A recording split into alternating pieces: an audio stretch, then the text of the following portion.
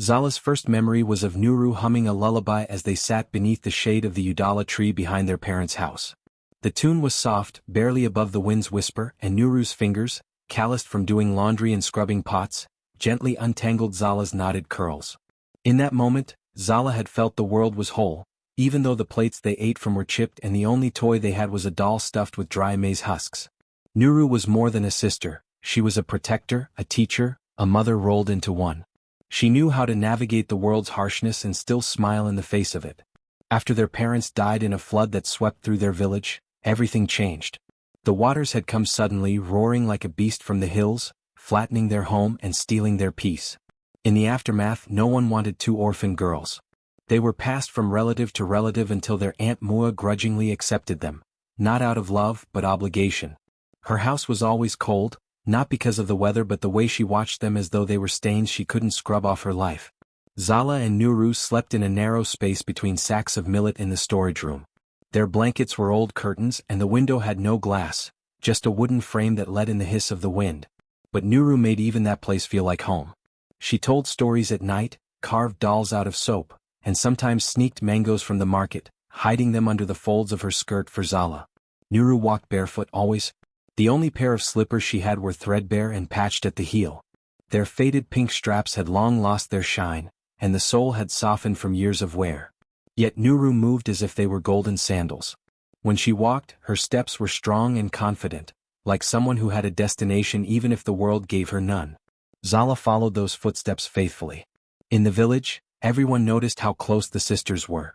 At the well, Zala carried the small calabash and Nuru the big one. In the market, Zala watched the stall while Nuru haggled with vendors. When boys teased Zala for her small size and wide eyes, Nuru stood in front of her, arms crossed like a soldier. "Say that again," she challenged them, and none ever did. Their aunt hated that closeness. "You walk like twins joined at the hip," she often hissed. "Too much love between orphans is dangerous. It makes you forget your place." Nuru would whisper, "Don't mind her. She's just bitter that no one walks beside her." But the bitterness in Mua's eyes was more than loneliness. There was something darker there, a jealousy she never spoke but wore like perfume. She often sent the girls on long errands across rocky hills just to tire them. She made them kneel for hours, pounding cassava without rest. And still Nuru never broke. She never let Zala break either. Then one evening everything changed. They had returned from the river, arms aching from carrying water, their feet stained with mud.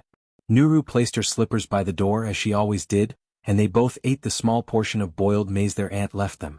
Nuru was quiet that night. Her laugh was slower, her eyes distant. "Are you okay?" Zala asked. "Just tired," Nuru replied. "Tomorrow I'll feel better." But tomorrow never came for her. Zala woke up in the middle of the night to the sound of labored breathing. Nuru lay next to her, curled up, her face wet with sweat. Her hands trembled, and her body twitched as though she were trapped in a nightmare she couldn't escape. "Nuru," Zala whispered, shaking her. "Wake up. Please." But Nuru didn't wake. Her breaths turned shallow, then stopped. "Just like that," Zala screamed. She shook her until her own hands went numb. Her cries pierced the night, but the house remained silent. When Mua finally appeared, she only stared coldly at the body and said, "Death knows its way. Sometimes it chooses early." No tears. No prayers. No burial songs. They wrapped Nuru's body in an old mat and buried her before the sun rose, far from the family plot. There was no grave marker, no farewell. All that remained of her were those slippers by the door, worn, cracked, silent. Zala clutched them, refusing to let go. They smelled like Nuru's feet, like river water and dust, like every place they had walked together. She hid them under her bed, wrapping them in her only shawl. From that day she stopped speaking. The village whispered that grief had stolen her voice. Children stopped playing near her. Even the dogs gave her a wide berth. Only silence and the memory of footsteps remained. But then something strange began. At first, Zala thought she was dreaming.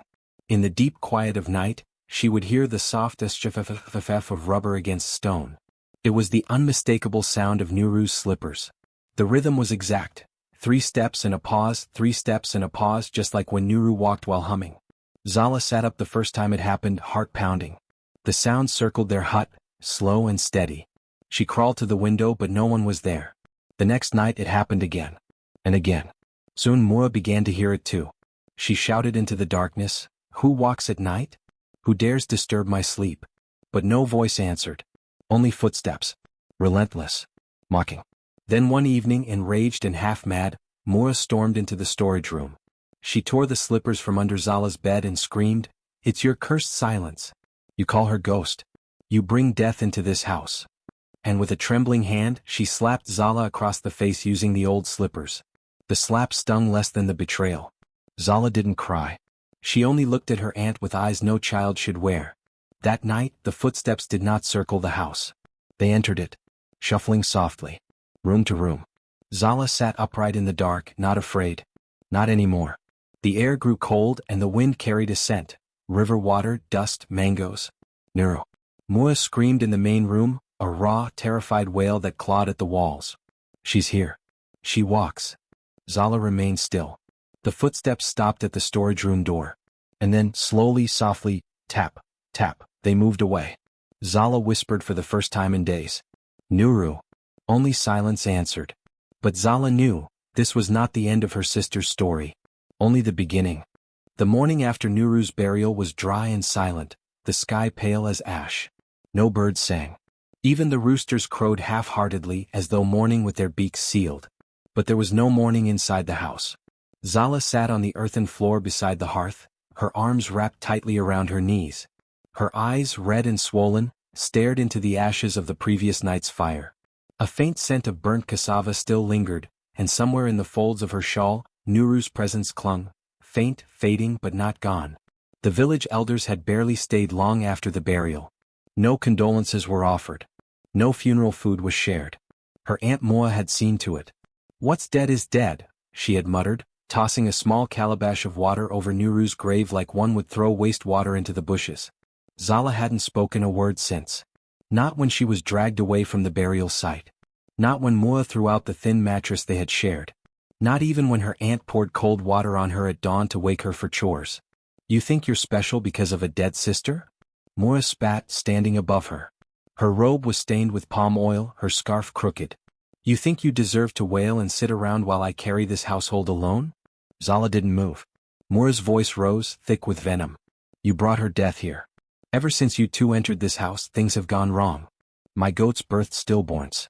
My grains molded in the sun. Now she's dead. What will you bring next, fire?" Zala only stared at the floor.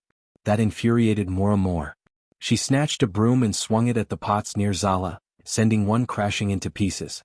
"Speak," she screamed. But Zala's silence was heavy. Not just the silence of grief, but of knowing, of remembering, of a truth so sharp her tongue couldn't carry it without bleeding. She walked around like a queen, Mora continued pacing. "Even her death is making a spectacle. You think her spirit's still here, don't you? Spirits don't stay for weak girls who die in their sleep." Zala flinched for the first time, not at the words but at the crack in Mora's voice. A crack that revealed something beneath her cruelty. Fear. It wasn't just hatred Mora harbored. It was guilt. That evening, Zala crept to the back of the house where a broken gourd served as a water basin. She splashed her face, watching as her reflection rippled in the stillness. Her eyes looked older, like something behind them had aged centuries overnight. And then she saw them, Nuru's slippers. Still by the door. Untouched. Unmoving. Zala reached out and gently traced a finger along the edge of the right one. It was torn at the heel, stitched clumsily with banana fiber. How many paths had those soles known? How many stones had they endured?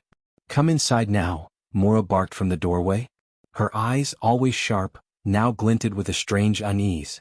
Zala stood up and carried the slippers inside. "Why are you holding that?" Mora asked. Zala didn't answer. That night, as they sat to eat, Mora's hands trembled slightly while she stirred the stew. She kept glancing at the slippers Zala had placed neatly beside her in the corner. "She's gone, you know," Mora muttered. Zala remained silent. "She's not coming back." Zala still said nothing. Then in a flash of rage Mora stood, stormed over and snatched the slippers. "Enough with this nonsense," she shouted. "You think these hold her? You think her spirit lives in these rags?" Zala rose slowly, stepping between her aunt and the door, as though guarding something invisible. "I should have burned them," Mora hissed. "But no. You hide them. You pray to them. Like a little witch." She raised the slippers. Zala didn't flinch. She simply stared, eyes wide, unblinking. That stare ignited something in Moa, a fire born of shame and fear. With a scream, she brought the slippers down hard, slapping Zala across the face. The rubber sole cracked against her cheek, the sound sharp in the quiet house. Zala stumbled, her hand rising slowly to her face. Her skin tingled, not from pain but from something else. As if the slap had opened a gate beneath her skin, and something was waking inside. Mora's breath was heavy. She looked at her own hand, the slipper trembling in it. For a moment, silence reigned. Then a sound. Soft. Barely audible. Tap. Zala turned her head toward the doorway. Tap, tap. Mora dropped the slipper. Tap, tap, shuffle. Footsteps. But not heavy like boots. Not loud like someone running. No, these were slow. Measured. The exact rhythm Zala had heard 100 times as Nuru walked around the compound at dusk. Zala's lips parted. Her aunt backed away muttering, "No, no." The door creaked. Nothing was there. Yet the sound moved, across the veranda, past the papaya tree toward the back wall of the compound. Then silence. Zala knelt and picked up the slippers. Her cheek still stung. Not from the strike, but from what it had awakened. That night, sleep refused to come. The house felt wrong. The air thick, the shadows restless. And then it began again. Tap, tap, shuffle. This time it circled the house. 3 slow laps. Mua huddled beneath her wrapper in her room, whispering prayers in broken tongues. Zala stood by the window, her hand clutching the slippers. She wasn't afraid, because she understood now. Her sister's spirit had not been buried. It had been struck awake. And every step in the darkness was a reminder. Love doesn't vanish with death. Especially not when it's been slapped across the face with slippers. And vengeance? It walks. One step at a time. Zala woke to the sound of her name. Not shouted. Not spoken aloud. But breathed, like wind curling through cracks in the clay wall. She sat up slowly, the woven mat beneath her creaking. The moon outside was full, pouring pale light into the room through the slit in the thatch. Everything was still. Yet she felt movement. There it was again. Zala. The voice was thin. Not quite Nuru's but not unlike it either. Like a memory learning how to speak again. She turned her head toward the corner of the room, toward the pair of slippers she had hidden beneath a basket. Her heart began to race. The basket was gone. The slippers sat in plain sight, pointed directly at her. Zala rose, her hands trembling slightly. She hadn't touched them since the slap. She had placed them deep under the basket, hidden in cloth, and pushed the whole thing into the shadows. Yet now, they gleamed in the moonlight, damp with a sheen of dew as though they had walked outside on their own. She reached for them. They were cold. So cold they burned. That night she barely slept.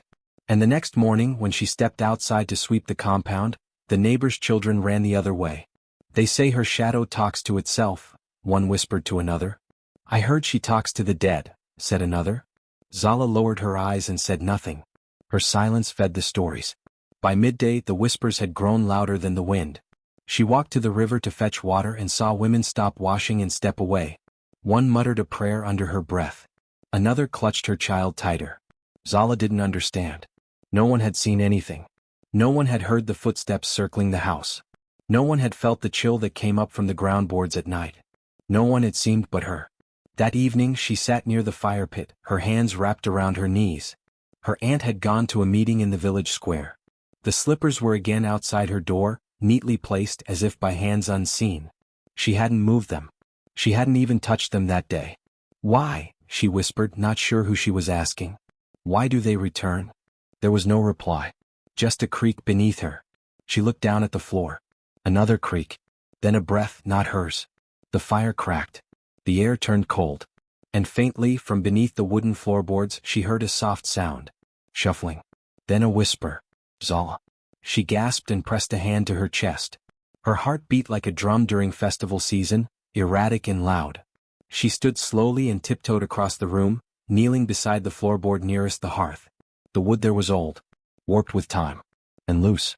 She pressed her fingers between the gaps, tugged gently. It gave way with a groan, lifting just enough to reveal the space beneath. Darkness stared back. She saw nothing at first. Just cool soil and the scent of damp earth. Then something moved. A shadow, not cast but alive. Sliding away like mist drawn by breath. Zala dropped the board and stumbled back. She didn't scream. Her lips were parted, but no sound came out. That night, she wrapped the slippers in a cloth again and buried them beneath a pile of cassava sacks. She stacked pots on top.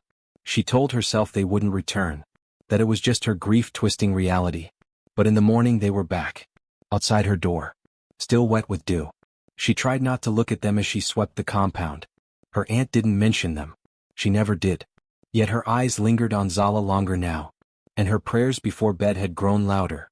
"Whatever walks here," Zala heard her murmur one night through the wall, "let it pass me by." But it did not pass. That night the footsteps came again. From beneath the floor. Around her bed. Past the window.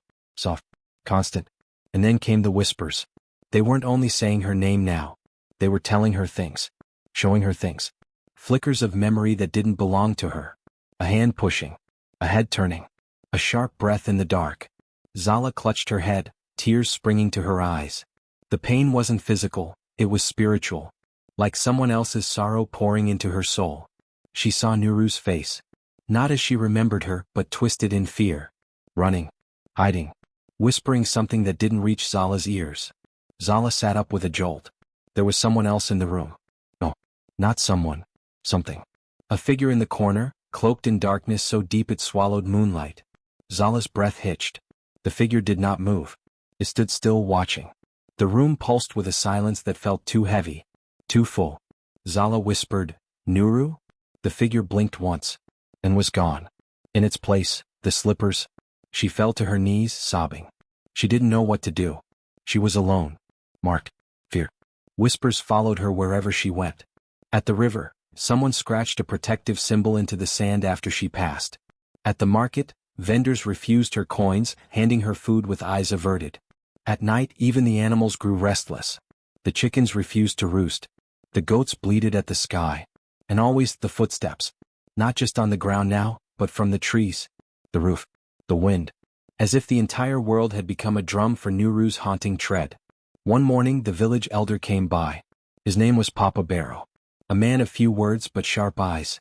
He looked at Zala for a long time before speaking. "They say your sister walks still," he said. Zala didn't answer. "They say you called her back." "I didn't," she whispered. He nodded. "Sometimes the living don't need to call. The dead come on their own." She looked away ashamed. He stepped closer. "Do you want her to go?" The question sliced through her. Did she? Nuru had been her world. Her only light. If her spirit had remained, wasn't that a blessing? But the village feared it. They saw curses and shadows. They saw evil in anything unexplainable. "I don't know," Zala said. Papa Barrow's eyes softened. "Then learn." He walked away. Zala stayed there, staring at the slippers. That night, when the whispers came again, she didn't hide. She sat on the mat, cross-legged, facing the hearth. The floor creaked. The wind howled. But she kept still. "Show me," she whispered. The room darkened. A pressure built in her ears. The fire blew out. And then, a vision. Nuru in the dead of night, arguing with someone. Her voice low but fierce. Moi. Their aunt. Holding something in her hand. A small bottle. A root. Poison. Zala gasped. The vision twisted. Nuru clutching her stomach, staggering toward the door, her eyes wide with betrayal. Zala cried out. "No. Stop." The vision faded. The whispers hushed. She was alone again. But now she knew. Her sister had not died of illness. She had been killed. And her spirit had remained, not just to protect Zala, but to speak, to bring justice. The next morning the slippers were outside again. This time Zala picked them up and wore them. They were cold at first, but then warmed as if accepting her. The whispers didn't come that night. But in her dreams Nuru stood beside her. Smiling. Waiting. The night the goat refused to enter the compound was the first sign. It stood just beyond the gate, its eyes wide, ears twitching, refusing to budge. No matter how much the ant pulled its rope, hissed its name, or beat the ground beside it with a switch, the goat dug its hooves into the dirt and bleated at something invisible beyond the threshold. Zala watched from the hut's doorway. She didn't say anything, didn't even blink when the ant turned and snapped, "What are you staring at?" Zala turned back inside. Later that evening, the chickens flew out of their coop, feathers fluttering like ash from a fire. They scattered across the yard, roosting on rooftops and branches, far from the usual shelter. The ant muttered about evil winds and strange nights, but her voice lacked its usual fire. There was something thinner in it now, almost a tremble. The footsteps began again. Not for Zala this time. Not inside her room, not beneath the floorboards, but around the ant. The first time she heard them, she was cooking by the fire. Zala sat a few feet away, mending an old wrapper. It was late. The sun had dipped fully behind the hills. The wind had stilled. Thud, thud, soft and measured. The ant turned sharply, her eyes sweeping the darkness. "Who's there?" she barked. No reply. Zala looked up. The ant walked a few steps, peering into the shadows near the storage hut. Her shoulders were stiff. She held the cooking spoon in front of her like a weapon. Then the footsteps came again, closer. Not approaching from the bush. Not coming from outside the gate. But behind her. Right behind her. She whirled around, but no one was there. The spoon clattered to the ground. That night the ant didn't sleep. She paced. Zala heard her walking in tight circles, heard the muttered prayers, heard the matches as she lit a small fire indoors and placed herbs inside to smoke the room. At dawn the ant's eyes were red and swollen. She stared at Zala like she was waiting for something to fall from her lips, but Zala said nothing. She only swept the floor, her gaze lowered. The next night the ant barred all doors. She poured salt across the thresholds. She hung garlic and pepper strings at every window. She burned incense, muttered strange phrases Zala didn't recognize, snippets of old protection charms perhaps forgotten by time. But the footsteps came again. This time they ran. Thud, thud, thud, thud, then a sudden stop. And a long breath behind her ear. The ant screamed. Zala ran to the room, frozen at the doorway. Her aunt was on the floor, eyes wild, mouth open in silent horror, staring at nothing. "They touched me," she rasped.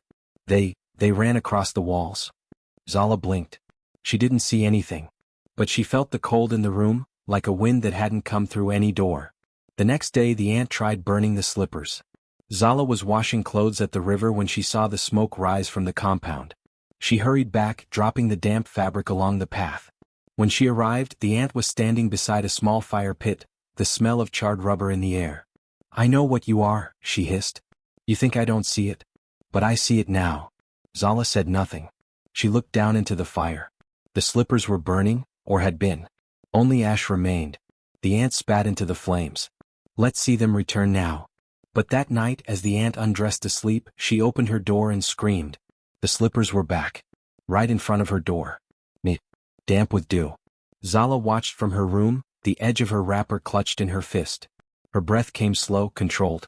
She didn't understand everything, but she was beginning to understand enough. The next day the ant began to weaken. She coughed uncontrollably during the early hours. Her eyes dimmed. Her skin lost its luster. By midday she had to lie down, complaining of aching bones and a chill that no sun could warm. "Someone is draining me," she muttered through cracked lips. "Something is feeding on my blood." Zala brought her water. The ant slapped the cup from her hand. "Which," she spat. Zala didn't flinch. She picked up the broken cup, swept the shards and left quietly. That night, the footsteps didn't wait for silence. They came while the moon was still rising, shuffling, then running, then dragging across the compound. Not one pair this time. Several. Like dozens of bare feet slapping against earth. The ant curled in a corner, rocking, mumbling prayers between her teeth. Zala sat on her mat, staring at the roof, her ears tuned to the rhythm of the haunting march. She didn't fear it anymore. She only listened. The next morning she found her aunt sitting by the fireplace, arms around her knees, her hair loose and wild. She looked up at Zala with bloodshot eyes. "Tell them to leave me alone." Zala knelt beside her. "I can't."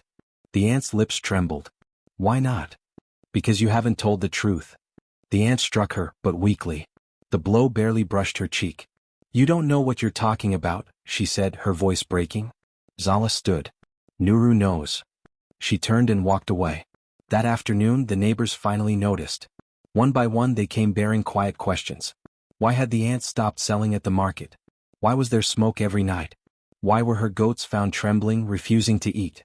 Zala didn't answer. She just swept. Wash. But the village began to murmur again. "She's being haunted," they said.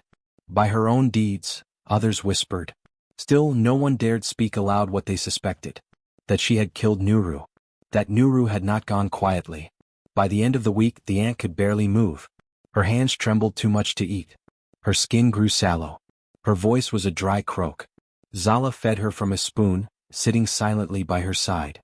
That night, the slippers did not appear at Zala's door. They appeared at the aunt's bedside.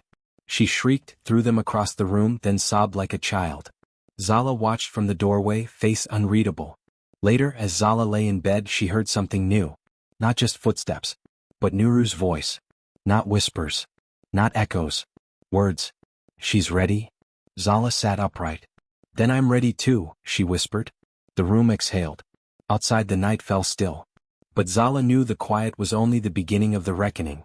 And her aunt? She had nowhere left to run. The night was thick with silence. Not the gentle kind that lulled children to sleep, but a silence that pressed in, heavy and expectant. Zala lay on her mat, eyes open, the moonlight a pale ribbon across the room. The air felt strange. Not cold, not warm, just still, like the world had paused to listen. She did not remember falling asleep. One breath she was awake, the next she stood barefoot in a place she did not know. The ground beneath her was soft, like moss soaked with dew. Fog hung low around her knees, glowing faintly, pulsing as if it breathed. A sound echoed through the haze. Shuff, shuff, shuff. Footsteps. Slow. Scraping. Like someone dragging broken feet across stone. Zala didn't move. She wasn't afraid, not yet. Then she saw her. At first, it looked like Nuru, her sister's posture, her tilt of head, her way of standing slightly to the side, just like she always did when waiting for Zala to catch up. But the shawl draped over her was torn and muddy, trailing behind her like a snake. And her feet were bare and bleeding. The slippers were gone. Zala stepped forward. Nuru? The figure raised its head. The face was familiar. But the eyes? One glowed like fire, the other was hollow, black as a well with no bottom. "I am and I am not," the voice said. It echoed from behind her, above her, within her. Zala's lips parted, but no sound came. The spirit, part Nuru, part something far older, lifted a hand. In its palm lay two tiny stones, smooth and glistening. They pulsed with the same rhythm as the fog. "Justice walks," the spirit said. "On broken feet." Zala stared at the stones, then at the spirit's face. "What do you mean?" The figure did not answer. Instead, it stepped backward into the mist. Each step left bloody prints that shimmered and disappeared. Zala tried to follow, but her legs refused to move. The air thickened, the light dimmed. The voice returned, a whisper now. "The dead remember. The vessels carry more than grief." And then she was awake. The hut was as she left it. The moonlight still painted the floor. The air was no longer still, it buzzed. Like something unseen had just left. She sat up, heart racing.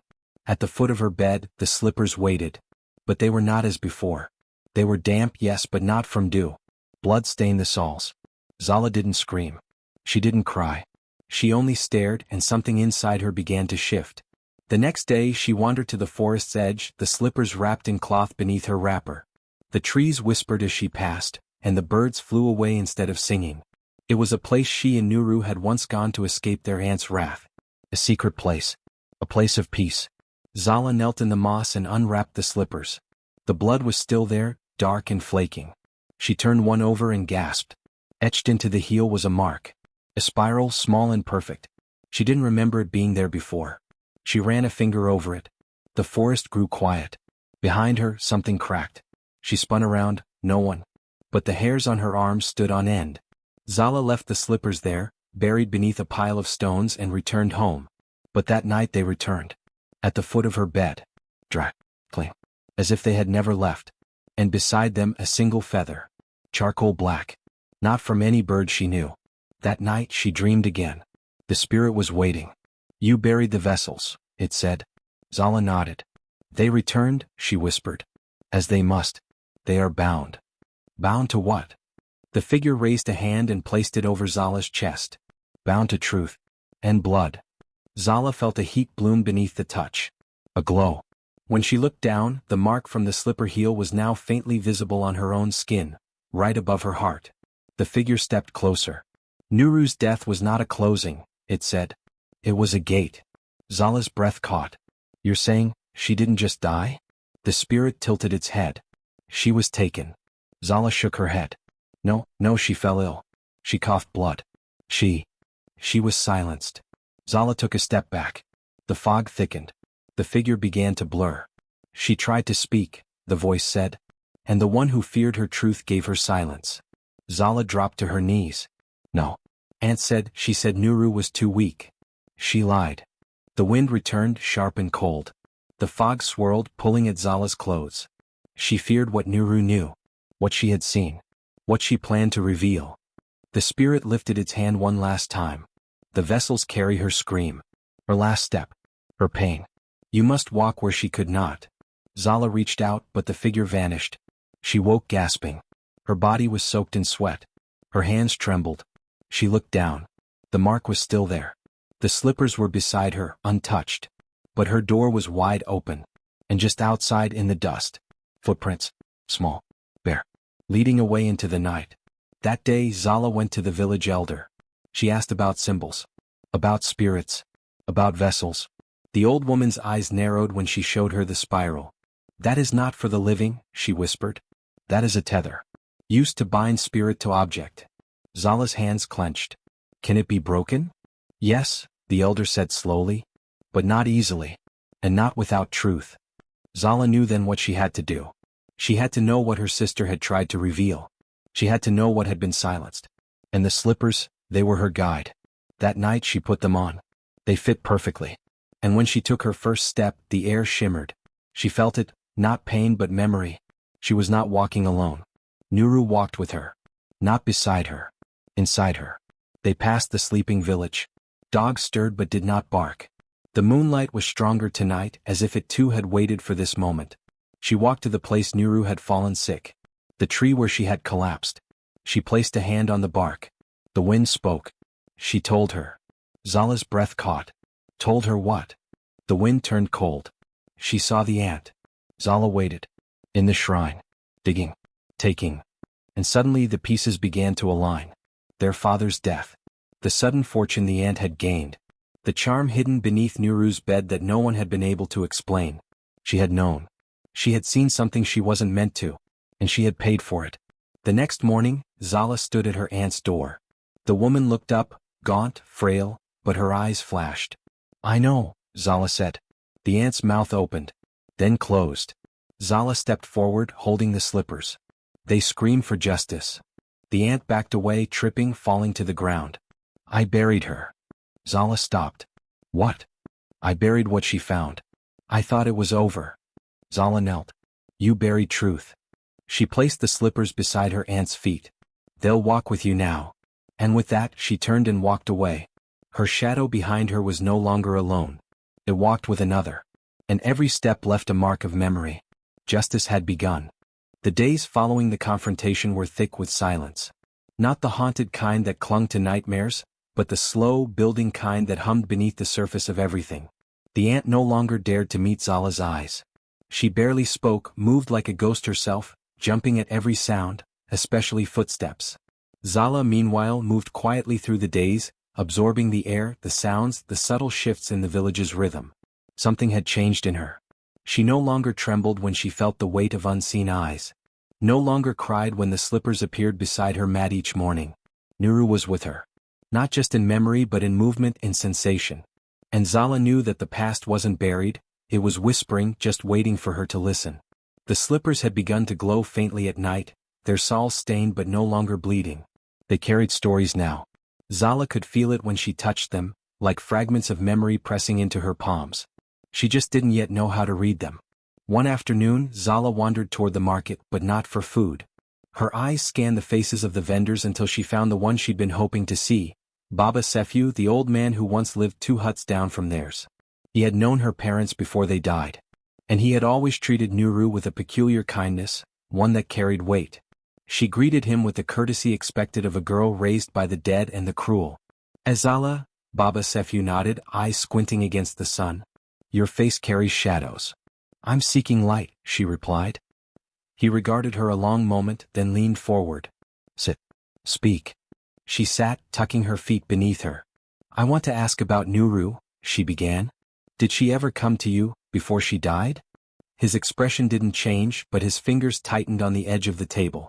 For a moment he was quiet. She came to me once, he said finally, voice low. She looked tired. Not the kind of tired you fix with sleep. The kind that's heavy with knowing. Zala leaned closer. What did she say? She asked about land papers. Property. Inheritance. Zala frowned. Our parents left nothing. Sephu nodded. That's what I told her. But she said she had found something. A letter. Hidden in one of the old mats. She said it proved something was taken. Zala's heartbeat quickened. She told me she was going to confront your aunt. Said she wouldn't stay silent. That justice had to begin somewhere. Zala's throat tightened.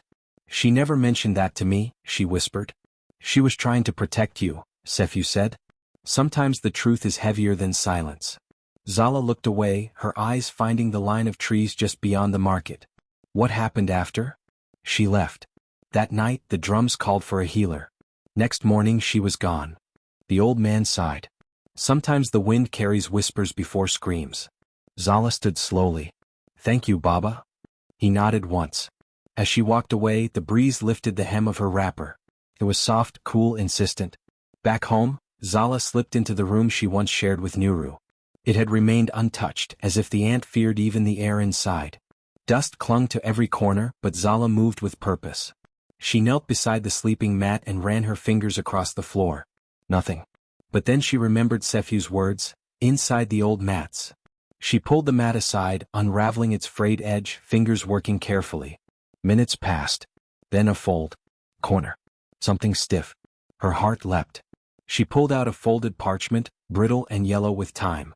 It smelled like dust and secrets. Unfolding it, she read slowly.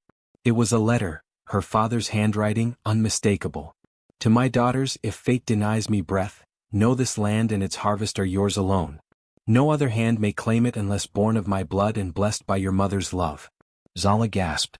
Her fingers trembled. So it had been true. The land, 3 plots near the eastern ridge, had been theirs. But after their parents died, the aunt had claimed everything. She'd sold the goats. Bartered the land. Said it was all hers. Nuru had found this letter. And it had cost her life. Zala folded the paper with reverence. The wind outside moaned softly. Later that evening she crept outside and sat beneath the moon. The slippers were beside her again.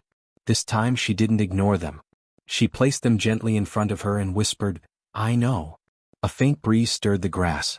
I will finish what you started. The moon brightened. The air shimmered. And Zala felt a pressure at her back like someone standing close. The next morning she visited Mama Quelli, the village's oldest woman, known for knowing everything. Quelli's eyes were milk-white, but her voice was sharp. Zala. I've been waiting. Zala blinked. You knew I'd come? Quelli nodded. The spirits speak. Your sister walks with you. I hear her in your breath. Zala knelt. I need to know how to make the truth known. To force a confession. Mama Quelli's hand reached out and brushed Zala's cheek. Truth is not a blade. It is wind. It finds cracks, creeps through walls. You must not force. You must let it blow wild. Zala looked puzzled. She is afraid now, Quelli continued. The ant. She hears the footsteps. Smells the soil. She sees the slippers, Zala said softly. Quelli nodded. Then she is already unraveling. Zala returned home. That night she left the letter on the ant's bed. Said nothing. Watched from the shadows as the woman found it. Her scream shook the rafters. She burned the letter. But the wind carried ash through every crack of the house. That same night the footsteps returned, louder than ever. Not just shuffling now but stomping. Running. Circling. The ant cowered in her room. Zala sat outside calm. At dawn the villagers gathered. Whispers of strange sounds. Screams in the night. Animals refusing to enter the compound. And then the truth spilled like floodwater. The ant ran from her hut, barefoot, hair undone, shouting, It was for survival. I had nothing. They left me nothing. The villagers stared. Mama Quelli stepped forward. What did you take, woman? I raised them, the ant wailed. That land was wasted on children. I used it. You killed her, Zala's voice cut through the crowd. Come. Measured. Cold. The woman froze. I didn't mean to, she cried. She wouldn't stay quiet. She found the letter. She said she'd tell the elders. She wanted me gone. Zala stepped forward. And so she is gone. The villagers murmured. Mama Quelli nodded solemnly.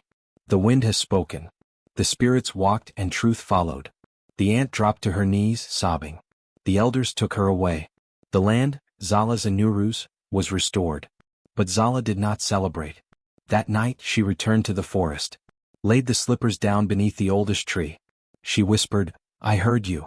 The wind answered, soft and slow. A shadow stepped beside her. No longer angry.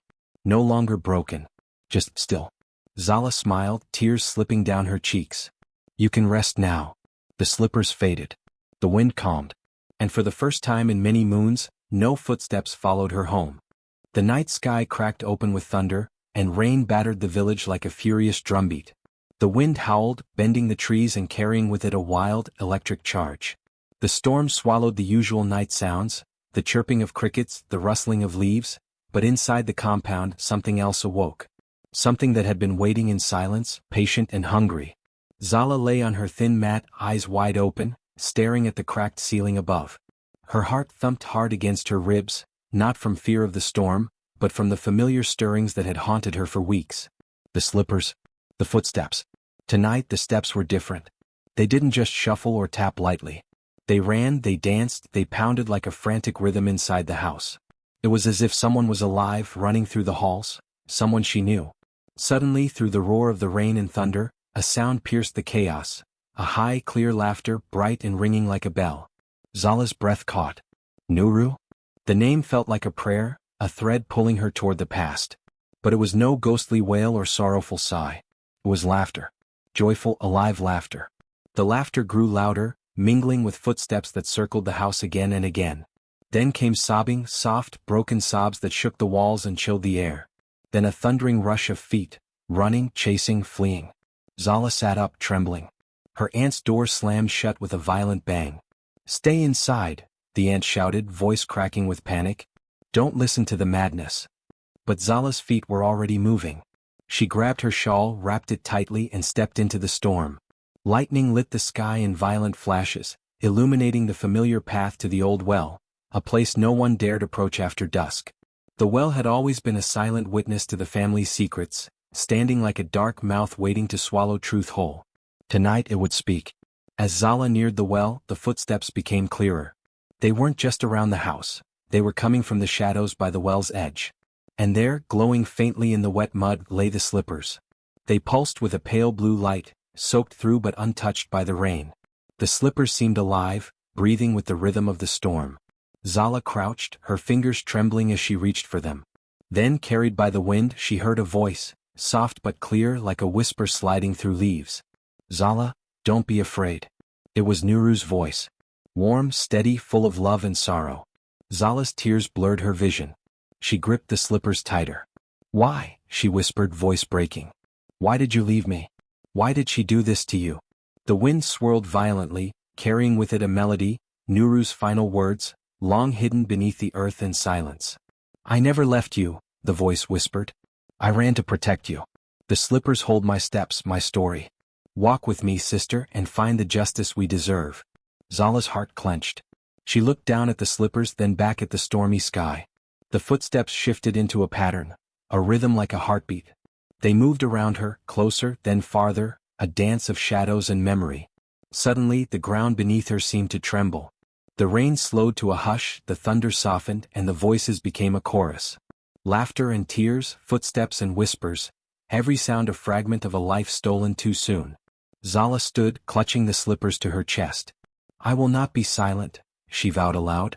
At that moment, a figure appeared in the dim light by the well. Part shadow, part light, Nuru or what remained of her spirit. The figure smiled, eyes full of ancient wisdom and fierce love. "Walk with me, sister," she said, reaching out. Zala took a hesitant step forward, then another, feeling the slippers warm in her hands. The footsteps led her away from the well, through the storm, and into the future they would claim together. Back inside the house, the aunt remained locked in her room, trembling as the voices echoed louder, a relentless reminder that the past would never be buried. Outside, the storm began to clear. The footsteps slowed, fading into the quiet night. But their message remained, unforgettable, unyielding. Justice was coming on broken feet. The first light of dawn crept slowly over the village, casting a pale glow over the soaked earth and shattered night. The storm had passed, but the air remained thick with tension, as if the heavens themselves held their breath in anticipation. Inside the compound, an unnatural stillness settled, a silence heavy with dread. Zala awoke with a start. The slippers lay by the door of her small room, but something was different. They were no longer just inert objects, soaked and forgotten.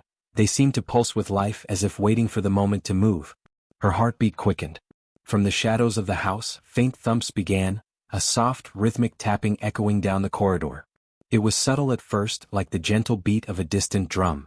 But then the sound grew louder, more insistent. The slippers were moving.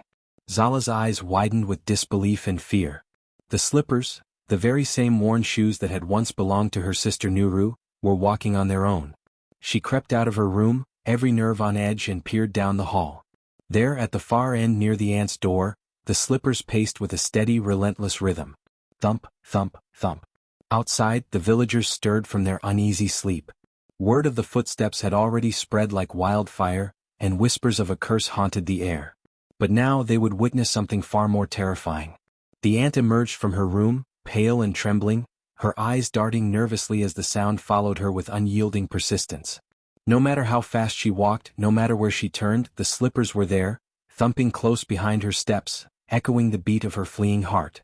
The villagers gathered at the edge of the compound, watching in stunned silence as the ant staggered through the courtyard, the haunted slippers tracing her every move like a shadow come to life. "Makes no sense," muttered one elder, clutching his walking stick. "Objects don't walk on their own. This is witchcraft, or justice." The ant's breath came in ragged gasps as she tried to outrun the sound that pursued her. But the slippers never tired. The relentless thumping echoed louder, as if the very earth itself was condemning her. Inside her mind, the ant felt the weight of guilt crushing her, the secret she had buried in darkness clawing to the surface. The slippers were more than mere shoes, they were the vessel of her crime, the harbingers of reckoning. Finally, cornered near the village well, the same place where Nuru's footsteps had last been heard, the ant collapsed against the cold stone wall, sobbing and shaking. The villagers closed in, their faces a mixture of fear, anger, and sorrow. Zala stood at the forefront, the slippers now resting at her feet, quiet but heavy with meaning. "Tell us the truth," Zala said softly but firmly. "What happened to Nuru?" The ant's eyes darted wildly, searching for escape, but the unyielding gaze of the villagers held her fast. In a voice cracked with despair, she confessed. "It was an accident. A moment of rage. I didn't mean to kill her. She was defiant, angry, she accused me of things, dark things. I lost control. I pushed her. She fell, and hit her head. I was scared. I hid her body. I thought no one would ever find out." Gasps and murmurs rippled through the crowd. The weight of her confession settled like a stone. Zala's hands clenched the slippers tightly. "You took her from us. You silenced her." The ant's sobs grew louder, but the villagers were unforgiving. The slippers, like a heartbeat, began to tap once more, louder and more insistent, as if marking the passage of justice. The elders declared the ant must be punished, not only for the crime but for the years of cruelty and silence. Some called for exile, others for more severe retribution. The slippers would be her endless curse, a reminder that the footsteps of the past never fade, that justice walks on broken feet and does not rest. From that day forward, wherever the ant went, the slippers followed. They thumped relentlessly behind her, a chilling echo of the life she had stolen. No matter how far she ran, no matter how desperately she pleaded, the footsteps were there, counting, judging, never ceasing. The villagers watched in a mix of awe and horror, understanding that the spirit of Nuru had become a force beyond death, a guardian of truth that would not be silenced. Zala, though still carrying her own pain, felt a quiet strength rising within her. The slippers were not just a curse, they were a symbol. A symbol that the bonds of sisterhood and justice could never be broken. And as the sun rose higher each day, the footsteps echoed on, reminders that no evil escapes unpunished, and that the past, no matter how deeply buried, will always find a way to walk again. The village gathered in the fading light of day, the weight of recent events heavy in the air. The relentless footsteps that had haunted the ant now softened, but their echo lingered in every heart. Zala stood quietly among the villagers, feeling the presence of something beyond the mortal world. The spirit of Nuru, her sister, hovered nearby, not angry but calm and steady. That night, in the quiet of her room, the air grew thick with an otherworldly stillness. From the shadows stepped a figure cloaked in a soft, shimmering light, Nuru's spirit, ethereal yet strong. Her eyes held no bitterness, only a deep, ancient wisdom. "Zala," the spirit whispered, her voice like the rustle of leaves in the wind, "the time has come. Justice waits for your choice. Will you let vengeance close this chapter, or will peace guide your hand?" Zala's heart trembled. The weight of years, the sorrow and suffering, pressed heavily on her. The anger that had burned like fire against her aunt's cruelty now tempered with a quiet understanding. Vengeance promised momentary relief, but peace offered a path toward healing. "I will choose balance," Zala replied softly, her voice steady with resolve. "Justice must be served but not through hatred. Let the truth be known, but let mercy guide us forward." The spirit nodded, a faint smile touching her lips. "Wise beyond your years, little sister. Your choice honors both our bond and the village's future." When dawn broke, the villagers watched as the aunt was led away, not with harsh chains or curses, but with the solemn mark of exile. She would live apart, carrying with her the echo of footsteps that no longer chased her but reminded her of her actions, a constant shadow of justice walking softly behind. Zala took the worn slippers, Nuru's last earthly trace, and journeyed to the ancient tree at the edge of the village, a sacred place where ancestors whispered and spirits found rest. The ground was soft and cool beneath her hands as she buried the slippers deep beneath the roots. "This is where your footsteps will rest," she whispered to her sister's spirit, feeling a serene peace settle over her. The tree seemed to pulse with life, a living monument to love, loss, and the enduring strength of forgiveness. From that day forward, the footsteps that once haunted the village turned into a quiet memory, a story told with reverence and hope. Zala became a guardian of peace, carrying both her sister's courage and her own wisdom, reminding all who heard their tale that even in darkness, balance can be found. As the days turned into weeks, the restless footsteps that once echoed endlessly through the village began to fade. The heavy tension that had gripped every corner slowly loosened its hold. The air grew lighter, and a calmness settled over the houses, the fields, and the people. The haunting presence that had once stirred fear now whispered softly, like a breeze through the trees, gentle and reassuring. Zala stood quietly by the ancient tree where she had buried her sister's slippers. The earth beneath her fingers felt alive, humming with a deep, steady energy. It was as if Nuru's spirit had found a true resting place, no longer burdened by anger or sorrow. The village too began to heal. The laughter of children returned, the animals roamed freely without fear, and the nights were peaceful for the first time in many moons. Though the footsteps had mostly disappeared, Zala sometimes heard a soft, familiar tap-tap in the quiet moments just before dawn or as the sun dipped below the horizon. It was never loud or menacing, just a gentle echo, a rhythm that brought her comfort. These footsteps were different. They were not a warning or a threat but a presence, Nuru walking beside her, watching over her. Zala had changed. The girl once silenced by grief and fear had grown into a quiet keeper of stories. She listened closely to the whispers of the past, gathering the tales of those forgotten and the spirits who longed for peace. Villagers came to her, seeking guidance for their restless loved ones, knowing that Zala held a special connection to the world between the living and the dead. Her home became a sanctuary, filled with soft light and fragrant herbs. She taught others how to honor their ancestors, how to listen to the stories that shadows carried, and how to find balance between the seen and unseen. In the flicker of candlelight, Zala shared the tale of her sister, not one of pain and fear but one of enduring love and the strength found in forgiveness. The village no longer spoke of curses or haunted slippers. Instead they spoke of healing, of a bond that could not be broken by death or cruelty. The footsteps that had once terrified them became a symbol, a reminder that those we love never truly leave us, that their presence lingers in the quiet spaces of our hearts. Zala walked through the village with a calm certainty, her steps light but purposeful. She carried her sister's spirit with her always, not as a burden but as a guide. Whenever she felt alone, she would listen for the faintest tap-tap behind her, a soft reassurance that she was never truly walking alone. The last footstep was not an end but a beginning, a promise that peace can follow even the darkest nights. In that gentle rhythm, Zala found her strength, her purpose, and her peace.